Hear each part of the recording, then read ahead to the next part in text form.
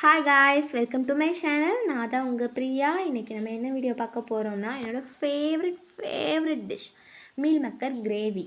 So நீங்கள் non veg சாப்பிட மாட்டீங்கன்னா இதை ட்ரை பண்ணி பாருங்கள். ஒரு நான்வெஜ் சுவையில் உங்களுக்கு சூப்பராக இருக்கும். ஹாட் வாட்டரில் மீல் மேக்கரை நல்லா ஊற வச்சுட்டு அதை 4 பீசஸாக கட் பண்ணிட்டு உப்பு மிளகாய் அப்படி சேர்த்துட்டு இஞ்சி தட்டி போட்டுட்டு லெமன் புழிஞ்சு விட்டுட்டு நல்லா மிக்ஸ் பண்ணிக்கோங்க. நீங்கள் ஒரு கடாயில் எண்ணெய் சுடானதுக்கப்புறம் மிளகாத்தப்படி சேர்த்துட்டு நீங்கள் ஊற வச்ச அந்த கட் பண்ண மீல் மேக்கரை சேர்த்துட்டு நல்லா டீப் ஃப்ரை பண்ணிக்கோங்க. நல்லா கோல்டன் ப்ரௌன் கலரில் வரும். இது நமக்கு அப்படியே ஒரு சிக்கன் கிரேவி டேஸ்ட்டில் நமக்கு இருக்கும். நீங்கள் கூடவே நீங்கள் அடுப்பை ஆன் பண்ணிவிட்டு வெங்காயம் சேர்த்துக்கோங்க. வெங்காயம் சேர்த்துட்டு தக்காளி சேர்த்துட்டு நல்லா உப்பு போட்டு வதக்கிக்கோங்க. நல்லா பொன்னிறம் ஆனதுக்கப்புறம் நீங்கள் இது ஒரு மசாலாவுக்கு தான் ரெடி பண்ணுறோம். ஸோ நல்லா வதக்கிட்டு நீங்கள் தேங்காய் துருவி சேர்த்துக்கோங்க. அடுத்து அடுப்பை ஆஃப் பண்ணிக்கோங்க.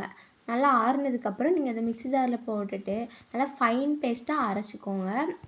நமக்கு இதான் ஒரு கிரேவி டெக்ஸ்சர் கொடுக்கு. நீங்கள் அரைச்சதுக்கப்புறம் மிளகா பொடி, மல்லிப்பொடி, கரம் மசாலா, மஞ்சள் பொடி இதெல்லாம் சேர்த்துட்டு நல்லா ஃபைன் பேஸ்ட்டாக அரைச்சிக்கோங்க. அதுக்கப்புறம் கூடவே ஒரு தயிர் சேர்த்துக்கோங்க. நமக்கு இதான் ஒரு நல்ல க்ரீமியான டெக்ஸ்டர் கொடுக்கும். இப்போ அதே பாத்திரத்தில் எண்ணெய் ஊற்றிட்டு கடுகு போட்டுட்டு சோம்பு அதெல்லாம் சேர்த்துட்டு சீரகம் சேர்த்துட்டு கட் பண்ண வெங்காயம், கருவேப்பிலை, மிளகாய், அடுத்து இஞ்சி பூண்டு பேஸ்ட் சேர்த்துட்டு நல்லா வதங்கினதுக்கப்புறம் நம்ம அரைச்ச பேஸ்ட்டு சேர்த்துக்கோங்க. நல்லா கொஞ்சம் நேரம் வதக்கினா போதும். அதே பாத்திரத்தில் தண்ணி ஊற்றிட்டு நீங்கள் சேர்த்துக்கோங்க. நல்லா மிக்ஸ் பண்ணிவிட்டு கொஞ்சம் நேரம் வெயிட் பண்ணுங்கள். அதுக்கப்புறம் நீங்கள் நெய் சேர்த்துக்கோங்க. இப்போ இந்த டைமில் நீங்கள் ஆல்ரெடி ஃப்ரை பண்ண மீல் மக்கரை சேர்த்துட்டு உப்பு போட்டுட்டு கட் பண்ண கொத்தமல்லி தூவிட்டு நீங்கள் 3 விசில் விட்டு எடுத்திங்கன்னா நமக்கு சூப்பரான கிரேவி கிடச்சிரும். அவ்வளோ டேஸ்ட்டாக இருந்துச்சு. நான் ஃபஸ்ட் டைம் பண்ணும்போதே நான் எனக்கு சூப்பராக வந்த ரெசிபினா அது இதுதான் சொல்லுவேன். எங்கள் வீட்டில் இது எல்லாத்துக்குமே பிடிக்கும். எல்லாரோட ஃபேவரட் டிஷ்ஷு.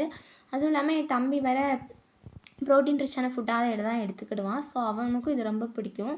ஸோ கண்டிப்பாக இதை ட்ரை பண்ணுங்கள்.